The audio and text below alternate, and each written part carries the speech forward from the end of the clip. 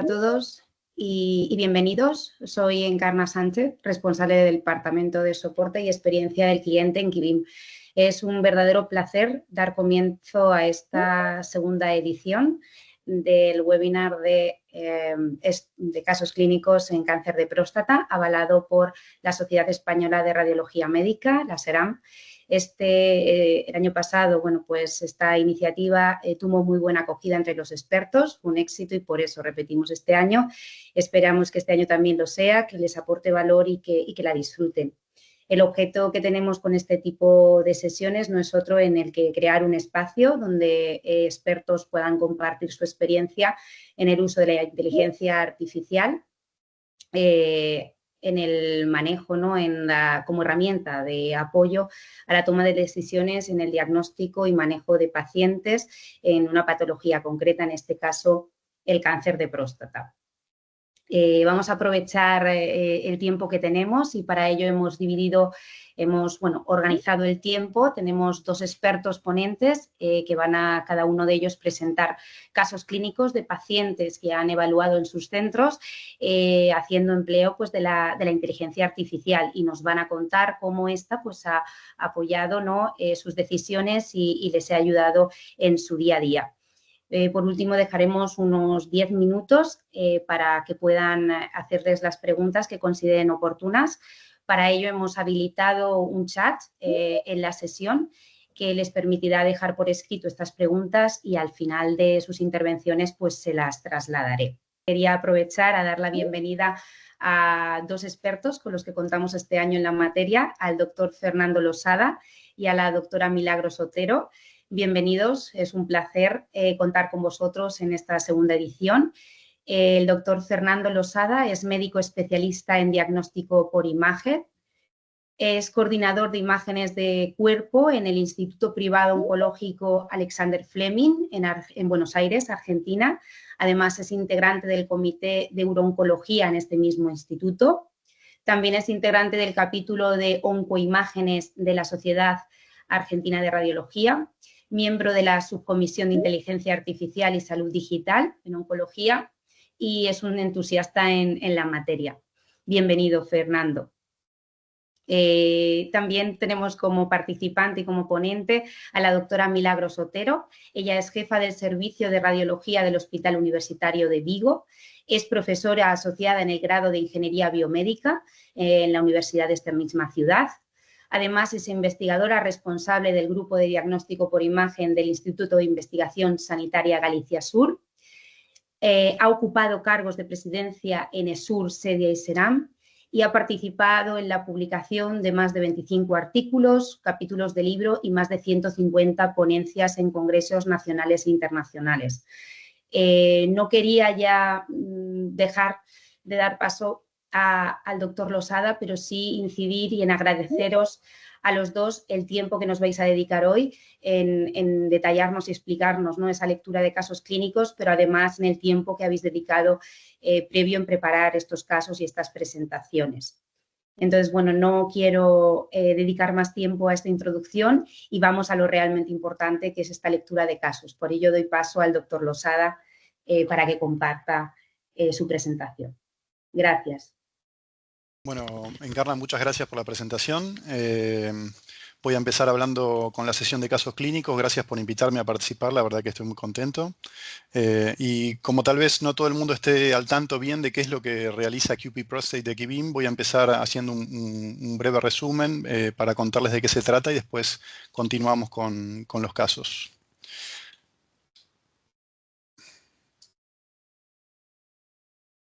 Bueno, ¿en qué consiste QP Prostate? QP Prostate nos permite automatizar el cálculo de volumen. Eso nos ahorra tiempo y nos facilita el cálculo del PSA density. Fundamentalmente lo que hace es automatizar la detección de lesiones y eso nos permite estratificar las lesiones además en riesgo alto y moderado. Según Kibim, QP Prostate aumenta las tasas de detección hasta un 90%. Está basado en el correlato de imágenes con anatomía patológica, por eso no informa en score de PIRATS. Se hizo una correlación entre imágenes y biopsias sistemáticas y target, todas Gleason 3+4 o mayores. y sin embargo, aunque no informa con score de PIRADS, los resultados se podrían homologar en los de alta sospecha a PIRADS 4 y PIRADS 5 y los de sospecha moderada a PIRADS 3. Bueno, ¿y qué implica la implementación de QP Prostate en una institución? La verdad que es bastante simple. Lo primero es configurar los nodos para que se comunique la institución con la nube donde se van a analizar los estudios. Lo que hace QP Prostate es identificar estudios y secuencias específicas por nombre, así que eso va a variar probablemente de institución en institución. El análisis que hace del estudio es biparamétrico, o sea que estudia las secuencias T2 y difusión y no contempla el uso del contraste dinámico. Los parámetros técnicos son de secuencias de alta resolución, como pide el score de PIRADS, el T2 de 3 milímetros sin gap y la difusión de 3 milímetros sin gap, con valores de B mayores a 1400 y el ADC, y para su análisis utiliza todas las secuencias de difusión, no solamente la mayor. El resultado vuelve a PACS luego de unos 20 a 30 minutos de que se inició el envío de imágenes, y esto se puede automatizar para que cuando uno se siente en la computadora ya tenga probablemente todos los estudios preanalizados por QP Prostate. Bueno, esto es un organigrama básico de cómo funcionaría. Desde el PACS pasa por un nodo de pseudo-anonimización, llega pseudo-anonimizado a QP Prostate, quien emite los resultados, y vuelve al PACS el resultado pseudo-anonimizado para vincularse al estudio del mismo paciente. ¿Y qué obtenemos nosotros? El médico, cuando va a su PACS, tiene estas dos hojas de informe de resultados, una que nos muestra el volumen de la próstata y la otra donde tenemos el resumen de lesiones, donde identifica hasta 4 lesiones, donde nos marca el riesgo, si el triangulito nos marca que es de alto riesgo, si es un circulito que es de riesgo moderado, el tamaño del área sospechosa y el volumen del área sospechosa, así como su ubicación en la secuencia T2.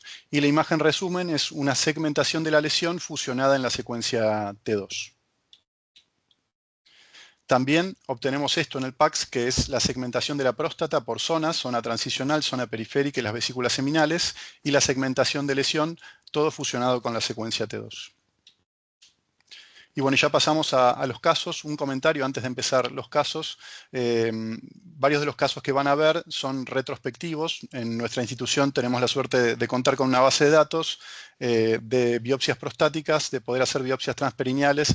Así que una cosa que hicimos cuando empezamos a trabajar con QP Prostate fue validar la herramienta con nuestra base de datos retrospectiva, donde encontramos que tenía muy buenos resultados y así lo estamos usando cotidianamente. Bueno, empiezo con el caso número 1. Es un paciente de 79 años con un PSA de 9,8 nanogramos por mililitro, un volumen de 78 centímetros cúbicos, es una próstata grande, pero tenía un PSA density que no era muy significativo. Y el médico en este caso vio 2 lesiones sospechosas, una PIRADS 5 en la zona transicional derecha, a nivel de glándula media, tirando hacia apex, que tiene marcada restricción a la difusión y realce precoz, pero fundamentalmente es homogéneamente hipointensa en T2, por eso se clasificó como un PIRADS 5 y porque medía más de 15 milímetros. Vemos en la última imagen, en el plano coronal, que la línea de corte axial pasa por glándula media hacia el apex. Y identificamos otra lesión, también muy similar, homogéneamente hipointensa en T2, en la zona transicional izquierda, sector anterolateral, en contacto con la uretra a nivel apical, que también tenía marcada restricción a la difusión y realce precoz. Y vemos en el plano coronal que pasa bien por el vértice de la próstata, así que está zona transicional izquierda apical. ¿Qué nos dijo QP Prostate? Bueno, coincidió que había 2 lesiones sospechosas en ambas zonas transicionales y además identificó una imagen sospechosa en la zona central. Un poco el comentario que hice al principio es porque justamente a veces encontramos lesiones en los casos retrospectivos. Obviamente no lo vamos a poder constatar, pero las otras 2 que coincidimos fueron biopsiadas. Ahí vamos a ver la fusión de la segmentación de las lesiones y las biopsias transperineales target a la lesión apical y a la lesión de glándula media. Y que nos dijo la anatomía patológica que había enfermedad clínicamente significativa, un Gleason 3+4 y sub 2, así que hubo un match entre lo que vio el médico y lo que vio QP Prostate, y de nuevo la tercera lesión no fue analizada por ser un estudio retrospectivo. El caso número 2, un paciente de 70 años con un PSA de 4,5 nanogramos, o sea, levemente aumentado, un volumen de próstata de 65 centímetros cúbicos, aunque es una próstata mediana, y no nos da un PSA density significativo de 0,07. Vemos en la resonancia que tiene la zona periférica con la señal bastante alterada, tiene signos de prostatitis, pero se destaca en la difusión un sector de marcada restricción a la difusión que se corresponde con un área nodular focal en la secuencia T2, y en el plano coronal vemos que pasa tirando hacia la base, glándula media base, así que por tamaño es un PIRADS 4 porque mide menos de 15 milímetros y se ubica en la zona periférica izquierda, sector posterolateral basal. QP Prostate coincidió que había una imagen sospechosa en ese sector, se hizo la biopsia target como se ve en el video, y la anatomía patológica confirmó nuevamente enfermedad clínicamente significativa, un ISUP3 Gleason 4+3. Así que hubo otro match entre imagenólogo y QP Prostate. Pasamos al caso número 3, paciente de 70 años con un PSA elevado, pero no teníamos el valor para hacer el cálculo del PSA density, una próstata levemente aumentada de tamaño de 39 centímetros cúbicos, y en este caso vemos en la resonancia una imagen hipointensa en T2 en la zona periférica derecha, en el sector anterolateral, que tiene marcada restricción a la difusión, se ve más claro en la difusión, y tiene realce precoz post-contraste endovenoso, y vemos en el plano coronal que está a nivel de glándula media. Así que por tamaño mide menos de 15 milímetros, se corresponde con un PIRADS 4 en zona periférica derecha, sector anterolateral de glándula media. QP Prostate coincidió con una lesión de riesgo moderado en ese sector, se hizo la biopsia target transperineal y confirmamos enfermedad clínicamente significativa con un Gleason 4+5 y sub 5, o sea que es enfermedad de alto riesgo en una lesión pequeña PIRADS 4. Y pasamos al caso número 4, un paciente de 75 años con un PSA de 8,6 nanogramos por mililitro, una próstata grande de 90 centímetros cúbicos y un PSA density poco relevante de 0,10 nanogramos mililitro. Y vemos, el médico en este caso encontró dos imágenes sospechosas, pero de una sospecha menor, ¿sí? Son PIRADS 3 más contraste, o sea, PIRADS 3up o PIRADS 4 por contraste en la zona periférica, una en la zona periférica derecha, sector posteromedial. Esta se puede confundir con el teardrop sign, pero en este caso tenía una asimetría hacia el sector derecho, así que se interpretó como sospechosa. Mostraba leve restricción, no tenía marcada restricción a la difusión y tenía realce precoz en un contexto de sectores de prostatitis. Y también se vio una imagen elongada en la zona periférica posteromedial bilateral, línea media, retrouretral a nivel apical. Se ve mejor ahí en el plano coronal como un triangulito en el extremo de la próstata, también como PIRADS 3 más contraste. QP Prostate en este caso no encontró ninguna lesión sospechosa, le parecía que no había enfermedad clínicamente significativa y la biopsia target coincidía con lo que dijo QP Prostate, ¿no? Teníamos prostatitis en ambas imágenes sospechosas, así que si en este caso hubiéramos tenido QP Prostate en este momento y hubiéramos omitido la biopsia, nos hubiéramos ahorrado un procedimiento innecesario en este paciente, ¿no? Y esto por ahí es un poco para recalcar porque, por lo menos en mi experiencia, es una de las cosas que más valor le doy, que en las lesiones más dudosas o con riesgo moderado a bajo, nos ayuda a identificar mucho mejor cuáles son verdaderos negativos, ¿sí? En nuestra base de datos, la verdad, nos hubiéramos ahorrado una gran cantidad de biopsias innecesarias si hubiéramos tenido QP Prostate en ese momento. Pasamos al paciente caso número 5, vemos otra imagen en la zona periférica posteromedial bilateral, retrouretral, de nuevo ahí apical, muy parecido a la lesión de abajo del caso anterior, con leve restricción a la difusión y realce precoz, de nuevo se ve muy bien en el plano coronal, y fue un PIRADS 4 por PIRADS 3up, digamos, ¿no? En zona periférica posteromedial bilateral. Este paciente tenía un PSA de 7 con un volumen de 51 y un PSA density también bajo, así que no decía demasiado.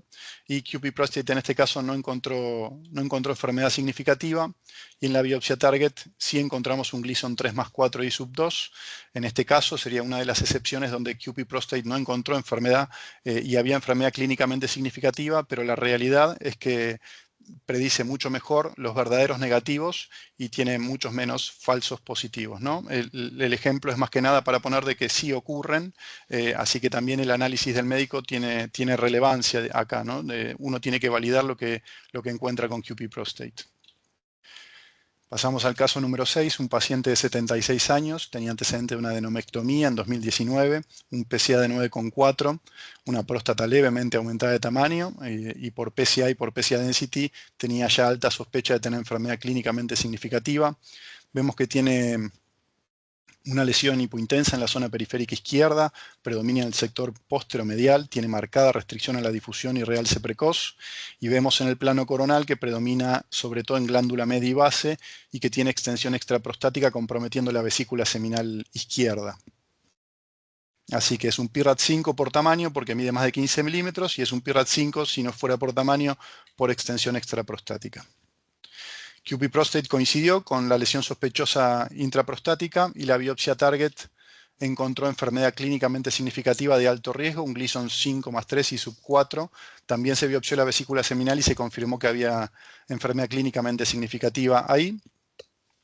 Y como ven, en la mayoría de los casos tenemos un match con QP Prostate. El mensaje de este caso tiene que ver con que QP Prostate está dirigido a detectar enfermedad sospechosa adentro de la próstata, o sea que no estadifica y no evalúa qué pasa fuera de la próstata. Sí, en este caso tenía extensión extraprostática, eso no es a lo que está dirigido QP Prostate, y en esa misma línea también es el rol del médico de seguir evaluando qué es lo que hay, tanto como extensión extraprostática para la estadificación local, como si hay adenopatías. En este caso tenía adenopatías ilíacas bilaterales y que llegaban a ilíacas primitivas inclusive. Así que el rol del médico sigue estando, y esto es una herramienta que nos complementa y que tenemos que validar. Y pasamos al último caso, un paciente de 61 años, tenía antecedente de BRCA2, o sea que es un paciente con riesgo genético, con un PSA levemente aumentado de 4,2. O sea, por el PSA uno no diría demasiado, pero tiene una próstata pequeña de 28 centímetros cúbicos y eso le da un PSA density de 0,15, o sea que estamos en el límite, ya tiene un PSA density sospechoso. El médico en este caso vio una asimetría en la zona central izquierda, tiene una imagen homogéneamente hipointensa en T2, en zona central en contacto con el cuello vesical, que tenía restricción heterogénea a la difusión con sectores de marcada restricción y otros de leve o moderada restricción y realce precoz. Y vemos en el T2 coronal que tiene una clara asimetría de la zona central izquierda, es más prominente y es homogéneamente hipointensa, como en la zona central es parte de la zona transicional y la secuencia dominante es el T2. Esto correspondería con un PIRAT 5 porque medía más de 15 milímetros en zona central izquierda, sector posterolateral basal. Sin embargo, me parece un caso interesante para presentar porque la zona central no es una región de la próstata donde surja cáncer de próstata con frecuencia, es el sitio menos frecuente de la próstata e incluso en las biopsias es el sitio donde tenemos más biopsias negativas target porque es bastante raro de encontrarlo ahí. Así que se pidió opinión que decía QP Prostate. Y QP Prostate decía que había un área sospechosa en ese sector también. Acá la biopsia target encontró enfermedad clínicamente significativa con un Gleason 3+4 y sub 2. Así que hubo otro match. Y bueno, eso fue todo. Espero que les haya sido interesante. Agradecer, doctor Losada, porque creo que la presentación de los casos realmente ha sido muy útil, muy interesante. Ha elegido bastante, ¿no?, variabilidad de casos, tanto match, y yo creo que nos podemos llevar pues mensajes para casa, ¿no? De al final estas herramientas son de apoyo, soporte a la decisión, son una segunda opinión para el radiólogo, ¿no? Y efectivamente, bueno, luego podemos llevar a debate y estoy seguro y animo un poco a todos los participantes en este webinar que dejen las preguntas, ¿no? Las dejaremos para el final, pero que no dejen ninguna pregunta sin hacer porque precisamente estas sesiones pues están para ello, ¿no? Entonces tenemos un chat que se llama Q&A para preguntas y respuestas. Si dejan ahí escrito, al final de la intervención de la doctora Otero, pues procederemos al debate y a poner sobre la mesa esas cuestiones que se han quedado pendientes. Gracias, doctor Losada. No hay por qué. Buenas tardes a todos. En primer lugar, agradecer a Kibin por haberme invitado para estar presente en esta sesión que yo considero muy interesante, independientemente de que yo participe o no. Yo me hubiera presentado como oyente, ¿no? Bien, yo he seleccionado una serie de casos que podría decir que representan una agenda normal de trabajo en mi hospital, ¿no? Radiólogo utilizando QP Prostate, ¿no? Bien, este es el caso 1, que bueno, parece que Fernando y yo nos hemos puesto de acuerdo porque su último caso y mi primer caso prácticamente coinciden, ¿no? Este es un paciente de 48 años cuyo padre murió por un cáncer de próstata a los 73 años, por lo tanto existe sospecha de cáncer hereditario. Y este paciente tenía un PSA de 3,7, un volumen prostático de 5 centímetros cúbicos y un PSA density de 0,74. Lo que podemos ver en la resonancia es que es una próstata muy pequeña, de 5 centímetros cúbicos. Podemos ver, ¿se ve qué señalo? Sí. ¿Hola? Sí, sí, Ajá, mira. vale. Vemos que esto es la zona, se corresponde con la zona central, pero en la glándula periférica vemos una lesión hipointensa en las secuencias T2 que restringe la difusión y que por lo tanto es una lesión agresiva y así la hemos informado, ¿no? Como una lesión agresiva de la glándula periférica en la base y media glandular izquierda, un PIRAS 5 porque mide más de 15 milímetros. ¿Qué nos dice Cupid Prostate? Bueno, pues coincide con nosotros, pero además detecta más lesiones, detecta lesiones también en el lado derecho. A este paciente se le hizo una biopsia por saturación y resultó ser un adenocarcinoma acinar tipo SUAL y sub-2, Gleason 7, 3 más 4, en la glándula izquierda. Las biopsias de la glándula derecha no presentaban tumor. Sin embargo, en la prostatectomía y en el análisis histológico posterior, pues dio un adenocarcinoma acinar, un PT2, por lo tanto, efectivamente, corroboraba, ¿no?, los hallazgos de Cupid Prostate, dado que era un bilateral, un Gleason 7, 3 más 4. Paso al siguiente caso, el caso 2, es un paciente de 69 años con un PSA de 4,67 y un PSA density de 0,22, por lo tanto bastante alto. Vemos en la resonancia, vemos un área hipointensa en la zona periférica derecha que se extiende a la zona de transición. Además, vimos una disrupción de la cápsula, por lo tanto, la cápsula la vimos como afectada. Esta es la secuencia de difusión, es una lesión agresiva y la vemos de un PIRADS 5 en la glándula periférica, la zona de transición y zona de transición derecha, media y apex glandular, un T3A por la afectación de la cápsula y no presentaba adenopatías pélvicas. Cupid Prostate nos dice, pues también coincide con nosotros, ¿no? Nos da una lesión agresiva del lado derecho. Bien, la prostatectomía mostró un adenocarcinoma de próstata Gleason 8, 4 más 4 y sub 4, un carcinoma de tipo patrón criboso acinar con la cápsula afecta y corroboró el estadio PT3A. Esta es la muestra histológica. El 90% del carcinoma prostático es usual o tipo usual acinar, pero hay diferentes patrones. Si bien algunos patrones no muestran un empeoramiento pronóstico, sí hay ciertos tipos, como es el cribiforme, que es este tipo donde las células tumorales forman estas formas de cesto con estos agujeros o cribas y implica un peor pronóstico. Entonces, el patrón cribiforme pues tiene importancia, o sea, es un factor pronóstico además del grado de Gleason, porque estos tumores son más agresivos y estos pacientes van a tener peor resultado en la supervivencia. Y además también tienen implicaciones clínicas porque hay un mayor riesgo de disfunción eréctil o incontinencia tras una prostatectomía robótica, como se ha demostrado en este estudio que presento ahí. Por lo tanto, bueno, y además tiene más riesgo de recurrencia bioquímica. Entonces, además del Gleason, yo creo que en el futuro vamos a necesitar otros factores pronósticos, ¿no? Como son los datos radiómicos o radiogenómicos que nos ayuden, pues, a predecir aquellos pacientes que vayan a poder tener no solo una peor supervivencia o una recidiva más temprana, sino también, pues, posibles complicaciones en la cirugía. Paso al caso 3, es un paciente de 59 años con un PSA de 6,23, también un PSA density alto de 0,22, pero en el año pasado se le hizo una biopsia y era negativa. Entonces, esta es la resonancia pre-segunda biopsia, ¿no?, donde vemos efectivamente pues, una lesión agresiva en la zona anterior izquierda, que informamos como un PIRADS 4. Y Cupid Prostate pues, corrobora también, en este caso, pues una lesión agresiva en la zona anterior Y además vemos que nos muestra una lesión de riesgo moderado, pues que esto constituye un pitfall, pitfalls que cualquier radiólogo que informe próstata tiene que conocer.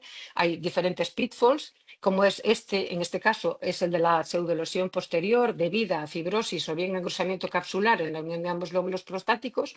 Hay otros pitfalls como son la zona central que restringe de forma normal, vasos periprostáticos que también pueden restringir y prostatitis, ¿no? Como vemos aquí en este caso, por ejemplo, donde vemos una lesión en el ápex derecho que restringe la difusión, pero en la secuencia con contraste capta en anillo. Y vemos que efectivamente CUPI prostate la da como zona de alto riesgo. Lógicamente, los accesos prostáticos, el contenidor del acceso restringe más la difusión incluso que un cáncer normal, por lo tanto es lógico que la dé como agresiva. Paso al caso 4, es un paciente de 66 años con un PSA de 14,8, con un PSA density de 0,41. Este es un caso relativamente fácil, yo creo. Es una lesión en la zona de transición izquierda, no está encapsulado, está limitado por la cápsula quirúrgica, pero realmente no tiene unos bordes definidos, por lo tanto sería, teniendo en cuenta la secuencia T2, que es dominante en la zona de transición, pues sería un PIRADS 3, pero además vemos que restringe en la difusión, por lo tanto pasaría a ser un PIRADS 4.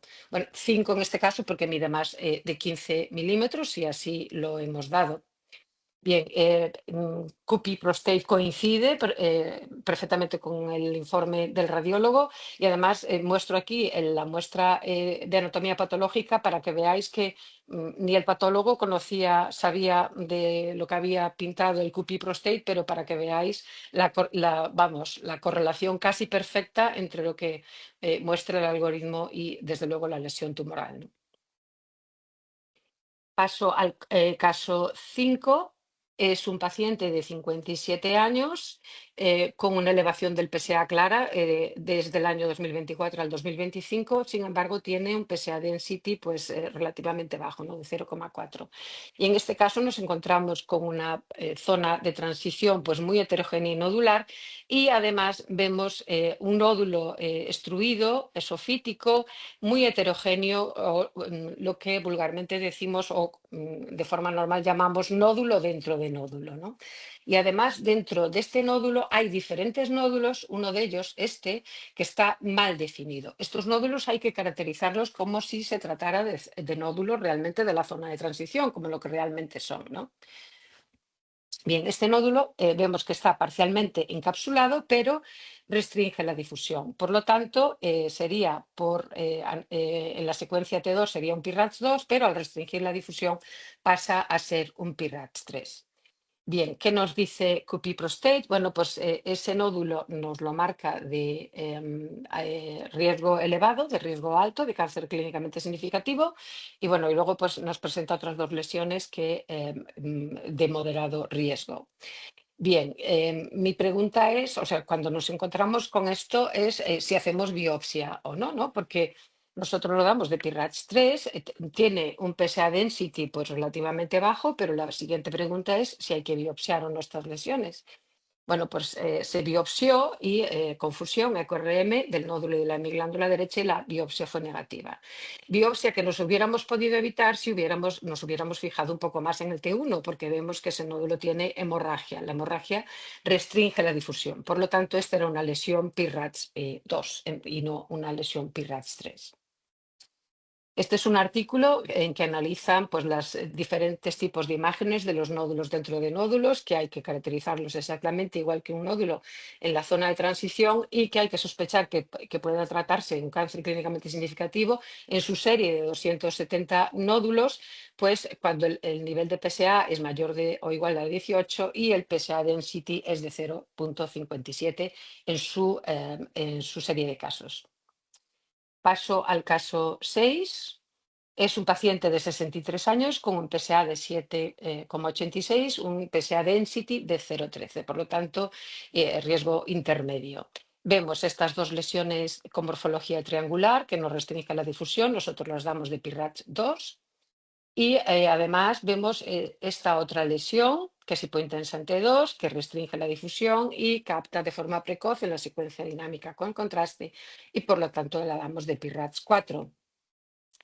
Kirin, sin embargo, pues nos muestra todas las lesiones, las tres, pues con riesgo moderado, ¿no? O sea, PIRADS 3. Se hizo, vuelvo a preguntar, en este caso, ¿biopsiamos o no biopsiamos? ¿No? Hay que acordarse que ya tiene un PSAD, digamos, de riesgo bajo intermedio. Bueno, pues mis urólogos son bastante intervencionistas, las biopsiaron y bueno, la biopsia con fusión EcoRM fue negativa. Aprovecho esto para ver los grupos de riesgo en función del PSAD y la categoría PIRADS, ¿no? En nuestro caso, que la dimos a esta lesión de PIRADS 4, por lo tanto, con un PSAD de 13, pues está en riesgo bajo intermedio, según las guías de la Sociedad Europea de Urología. Para nosotros tiene un riesgo de presentar un cáncer clínicamente significativo del 54%. Sin embargo, con CUPI vemos que pues este riesgo disminuye al 13%, ¿no? Porque la edad de PIRADS 3.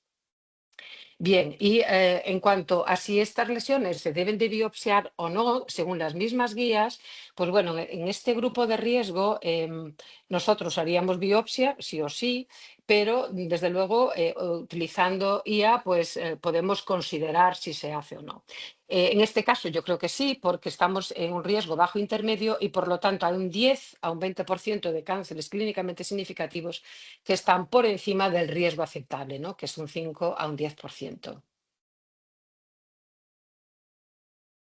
Pero hay también otros autores analizando las lesiones PIRADS 3 que bueno, ven que claramente la inteligencia artificial pues, ayuda, ¿no? Porque, por ejemplo, en esta serie de casos con un PSAD con un PSA density de 0.15, pues los radiólogos consiguen una sensibilidad del 61%, mientras que utilizando inteligencia artificial combinada con el PSA density, pues aumenta muchísimo la sensibilidad y el valor predictivo negativo. Y concluyen que combinando la inteligencia artificial y el PSA density, pues existe el potencial de no perder cánceres clínicamente significativos en lesiones PIRADS 3 y al mismo tiempo evitar biopsias en aquellos que probablemente no tengan un cáncer clínicamente significativo. Este es otro estudio que viene a decir más o menos lo mismo, ¿no? También en las lesiones PIRADS 3, que la combinación de inteligencia artificial, PIRADS y el PSA density, pues son la mejor manera de diagnosticar un cáncer clínicamente significativo en las lesiones PIRADS 3. Bien, pero ahora voy a presentar otro caso. Este es un paciente de 51 años con un PSA de 5,28, un PSAD de 0,14 y nosotros en la resonancia, esta es la resonancia, y no vemos nada. Por lo tanto, daríamos un PIRADS 1, un 2, y según las mismas guías, pues el riesgo sería aceptable porque es un 7% y en este caso no recomendarían biopsia, ¿vale? La biopsia no estaría recomendada. ¿Qué nos dice CUPI Prostate? Pues también nos dice que no detecta ningún tipo de lesión. Pero, como he dicho, mis urólogos son bastante intervencionistas, aunque ahora nos hacen un poquito más de caso y la biopsiaron. ¿Y qué nos encontramos? Pues nos encontramos con un adenocarcinoma acinar, Gleason 6, 3+3 y sub1. Hay que recordar que la RM de próstata es capaz de detectar el 85% de los cánceres de próstata, pero que su sensibilidad es máxima para tumores con volúmenes mayores de 0,2 centímetros cúbicos, equivalentes a 7 milímetros de diámetro. En este caso, la longitud máxima del tumor en la biopsia era de 6 milímetros. Y evidentemente este paciente entra en vigilancia activa, pero no sabemos si realmente estamos sobrediagnosticando un cáncer que no es clínicamente significativo o un tumor que nos hemos adelantado y que probablemente y que pueda en el futuro ser más agresivo o avanzar, ¿no? Y esta pues es algo que tendremos que ver en el futuro y desde luego con más casuística y ver el resultado dentro de unos años. Y este es mi último caso. Es un paciente con una próstata muy grande, expensas de la zona de transición, multinodular, pero que no vemos ninguna lesión en la próstata. Este es otro, también con una próstata muy grande, a expensas de la zona de transición. Cupi Prostate no detecta ninguna lesión en la próstata, pero aquí vemos un tumor en la vejiga y aquí vemos un tumor en el recto. Es decir, el algoritmo está testado y validado para detectar cáncer clínicamente significativo en la próstata. Y tal y como dijo Fernando, hay más cosas en la pelvis, por lo tanto, hay que ver todas las secuencias para que no se nos pase un tumor en otro lado. Por otro lado, es bastante frecuente encontrarnos con cánceres tanto en la vejiga como en recto, sincrónicos. Y ya para terminar, ¿qué ha significado Cupi Prostate para nosotros? Bueno, pues es de gran ayuda en aquellas próstatas pequeñas, sobre todo en esos pacientes con cáncer hereditario. En nuestra población hay bastante prevalencia de BRCA1 y BRCA2 y Lynch, por lo tanto estos pacientes tienen más incidencia de cáncer de próstata. Suelen ser pacientes más jóvenes, todos sabemos ya qué difícil es muchas veces valorar una próstata de un paciente joven porque es muy homogénea, tiene menos tejido glandular en la glándula periférica y a veces es más difícil detectar lesiones agresivas. Decir también que en todos los casos evaluados, Cupi Prostate tiene un alto valor predictivo negativo. Nos quedamos muy tranquilos cuando nosotros no vemos nada y además Cupi Prostate no ve nada. Por lo tanto, la verdad es que da mucha seguridad. Recordar que el Cupi Prostate, como dijo Encarna, es una herramienta de ayuda. Hay que combinarlo con PIRADS y la densidad del PSA. Es posible que en el futuro nos evite biopsias innecesarias y disminuyamos la detección de cáncer no clínicamente significativo, particularmente en estos pacientes con PIRADS3. No hay que olvidarse de ver todas las secuencias y en el futuro tendremos que contar también con otros factores pronósticos, pues radiómica, radiogenómica, etcétera. Y nada, este es mi último caso. Muchas gracias. Muchísimas gracias, doctora Otero. Mila, porque realmente yo creo que has abierto ¿no? la intervención con eso, con que realmente hemos tocado un poco todos los casos referentes a lo que te puedes encontrar en una agenda del día a día, ¿no? La gran variabilidad, heterogeneidad. Y bueno, pues ha sido muy interesante. Espero que así también haya sido para la audiencia que tenemos hoy. Vamos a pasar, si os parece, tanto Fernando como Mila, a las preguntas. De momento tenemos una. Yo también animo a todos los oyentes a que no se quede nada, ¿no? Por preguntar, porque ahora tenemos pues en torno a casi 20 minutos, 15 minutos para iniciar debate. También veo dentro de los participantes, ¿no? en esta sesión, veo a algún usuario de Cupi Prostate, entonces les animo también a que compartan su experiencia, porque así podemos hacer estas sesiones mucho más interesantes y dinámicas. Entonces, la pregunta yo creo que tiene que ver un poco también con lo que habéis destacado este tipo de herramientas, ¿no? En su alto valor predictivo negativo, ¿no? Y cómo os pueden, la pregunta en concreto es, quería preguntar a los doctores si la inteligencia artificial les ayuda en el manejo de casos más específicos, más complejos, más dudosos, tipo el calificarlo, ¿no? El de PIRADS3, de biopsiarlo, de dejarlo en vigilancia. Eso es una de las preguntas que han propuesto en la audiencia y que, bueno, pues me gustaría un poco también conocer vuestra opinión al respecto, ¿no?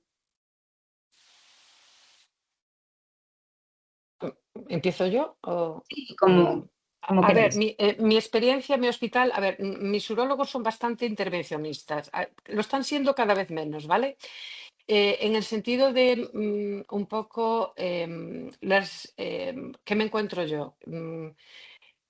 Muchas veces yo me quedo muy tranquila con el alto valor predictivo negativo. Es decir, si yo no veo ninguna lesión y Cupi Prostate me dice que no ve ninguna lesión, yo me quedo bastante tranquila, ¿no?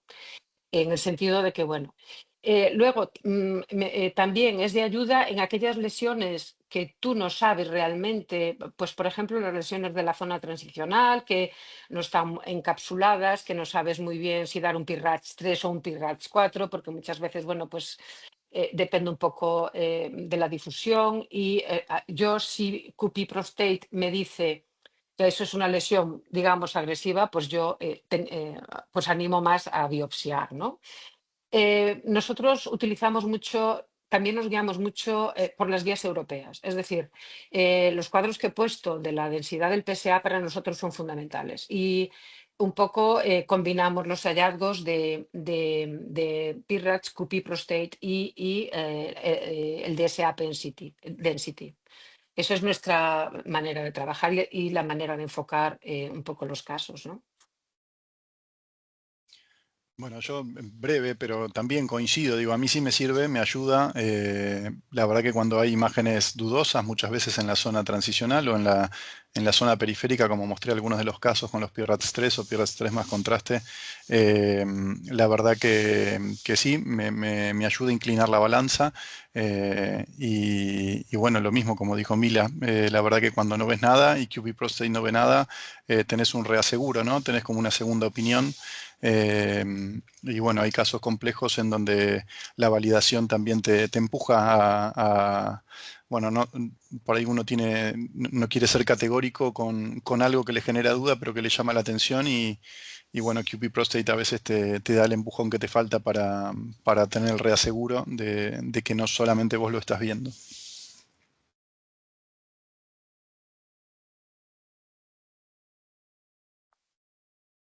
No se te escucha, Encarná. No, está muteada.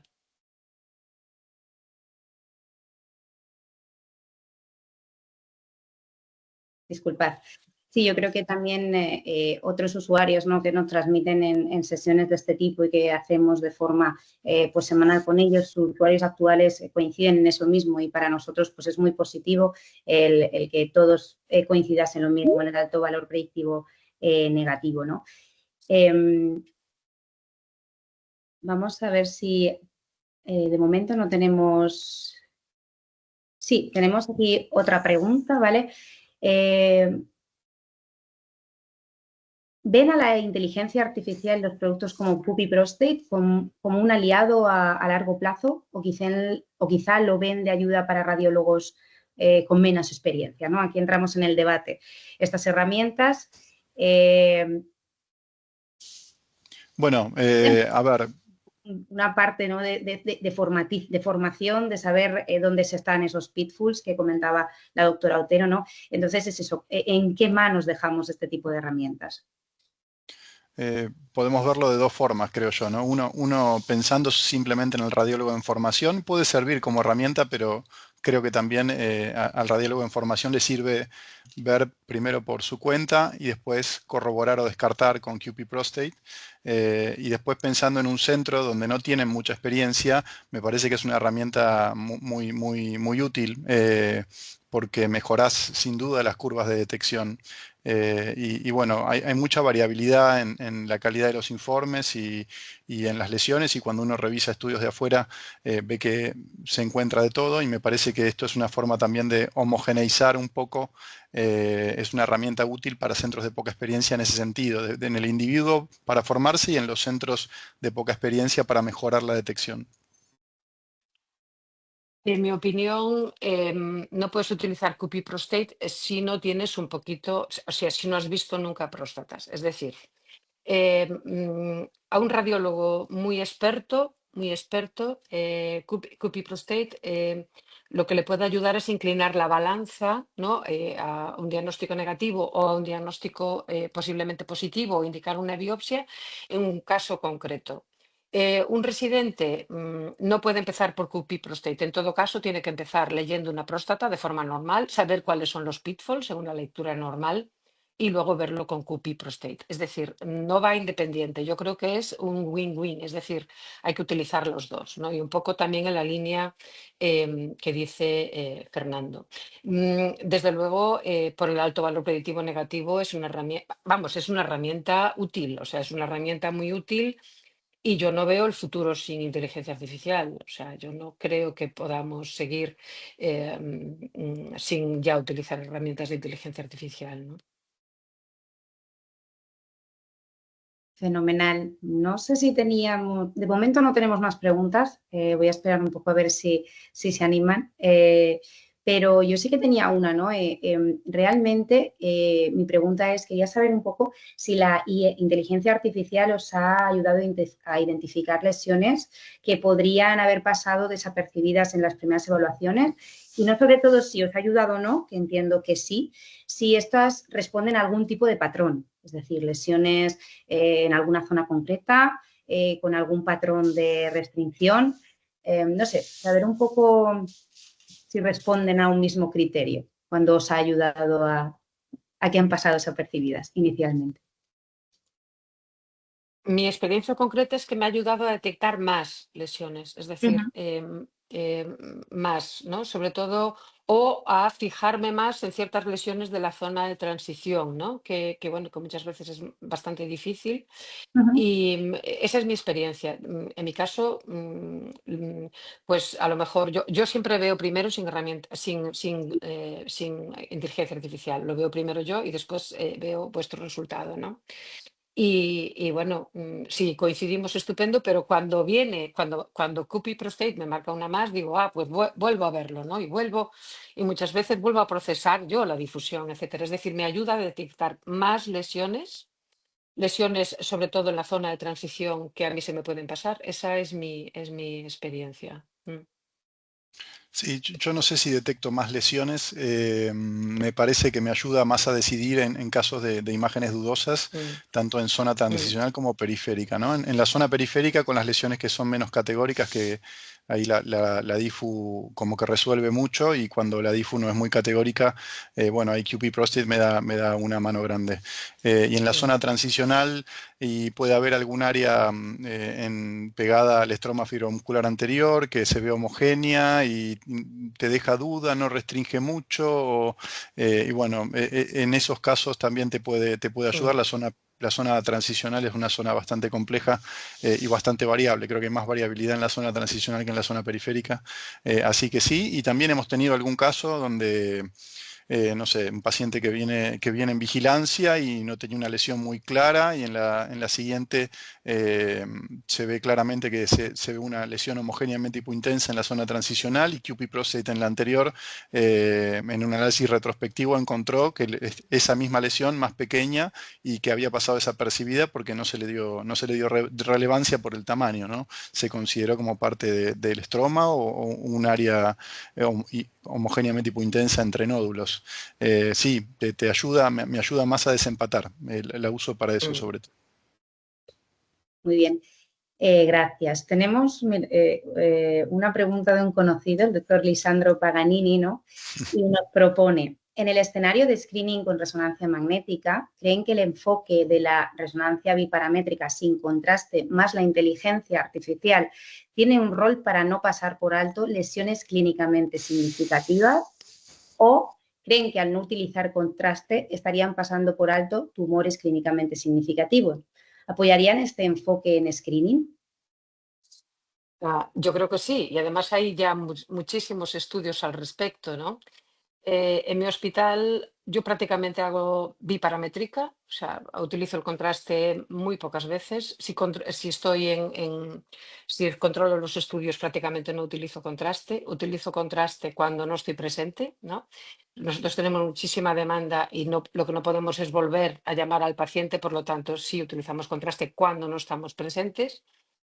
Y luego mis adjuntos, que bueno, son todos muy jóvenes, están muchos de ellos en la curva de aprendizaje, pues les encanta el contraste un poco para sentirse más seguros. Pero yo creo que sin duda la biparamétrica con inteligencia artificial va a ser suficiente para el screening, y además ya hay estudios al respecto y parece ser que esa es la línea que va a seguir. Sí, yo creo que lo mismo, ¿no? La evidencia tiende a eso. A mí me gusta usar contraste. En realidad mi preocupación es que los médicos empiecen a pedir mal en otros escenarios. Por ejemplo, cuando quieren evaluar recurrencia, que dejen de pedir el contraste donde muestra utilidad el contraste. Pero no, No, claro. la evidencia es clara. Me parece que la evidencia tiende a que la biparamétrica probablemente en el escenario de screening sea el paso siguiente que domine. Fenomenal. Yo creo que con esto ha quedado un poco resuelto las preguntas que ahora mismo tenemos. Tenemos, bueno, 7 minutos para aprovechar y comentar pues un poco los aprendizajes que nos podemos o compartir, ¿no? Doctora Otero y doctora Losada, cerrar, ¿no? Con qué nos debemos de llevar un poco a casa de esta sesión. y no sé quién quiere empezar, ¿no? Pero hacer como un resumen de vuestra experiencia con la herramienta hasta la fecha. Y por supuesto, bueno, pues qué mejoras, ¿no?, proponéis, que eso también es positivo, ¿no?, escucharlas.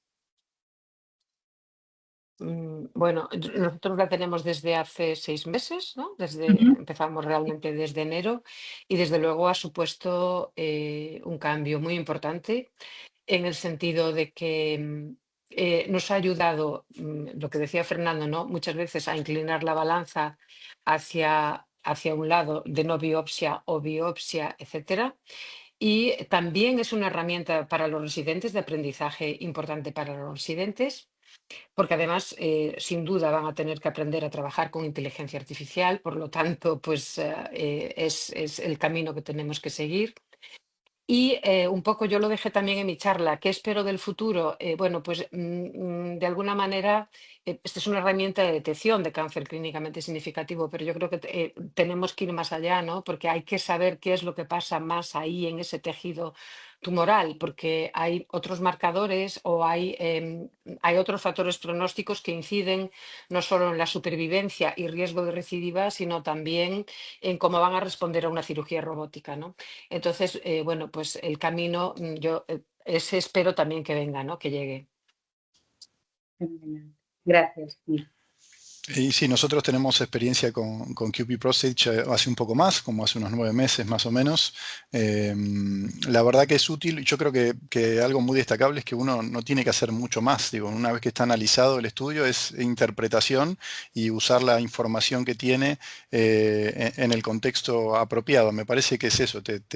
La verdad que es destacable que uno no tiene que postprocesar, calcular, todo lo que te quite además tareas engorrosas como calcular el volumen, que bueno, es una pavada, pero lo tenés que hacer con todos los estudios. Y bueno, me parece que eso te suma sin duda, que la herramienta es fácil de utilizar y lo que hay que aprender es a interpretar y a mezclar la información que uno ve o sea, de la parte clínica y de la experiencia con lo que te aporta QP Prostate. Así que sí, y en el futuro, bueno, por ahí no que evalúe el componente extraprostático, pero analizar cápsula, analizar eso estaría bueno también para definir riesgo de extensión extraprostática, como la longitud de contacto capsular, algo por el estilo. Eso sería una herramienta también útil. Fenomenal. Pues yo sí que quería un poco compartir, porque gracias a estas sesiones, ¿no?, también el equipo de QBIM aprendemos, ¿no?, cogemos, nos llevamos a casa mejoras que podemos hacer. Ha nombrado la doctora Otero pues el tema de los pitfalls, ¿no?, o esos también falsos positivos que damos en zonas determinadas. Entonces, bueno, estamos mejorando ahora mismo la herramienta, estamos haciendo un etiquetado por 3 radiólogos profesionales en intentar, bueno, que la herramienta precisamente no dé esos falsos positivos que los usuarios habituales conocéis, pero bueno, eso es una mejora. Y hoy también precisamente pues, se ha publicado que estará disponible para usuarios la herramienta que hemos llamado iQual, que viene un poco a valorar cuando recibimos el estudio, la calidad por las guías PIQUAL de esa imagen, ¿no? Y, bueno, ayudarnos también a que si evidentemente damos unos resultados, saber sobre qué calidad de imagen hemos dado esos resultados. Lo valoramos con 1, 2 o 3. Sabemos que, bueno, pues 1 es un estudio inadecuado, de calidad inadecuada, el iQual 2 es un estudio aceptable y el iQual 3 es un estudio óptimo. Entonces, bueno, eso un poco resumir que gracias a entender que esto sirve para compartir experiencia y también para bueno, pues hacer un check en las futuras mejoras. Yo, pues nada, quiero aprovechar estos 2 últimos minutos en agradeceros vuestras intervenciones, el tiempo dedicado en preparar estos casos. Realmente ha sido muy interesante y súper útil. Espero que también la audiencia así lo vea. Luego también, bueno, pues a todos los asistentes agradeceros porque sin vosotros realmente tampoco tiene mucho sentido estas sesiones de casos. Hemos tenido, bueno, pues la participación de todos vosotros, agradecerlo. Y también agradecer, bueno, pues a la SERAM de fomentar estas iniciativas formativas, estos espacios cooperativos de trasladar experiencia.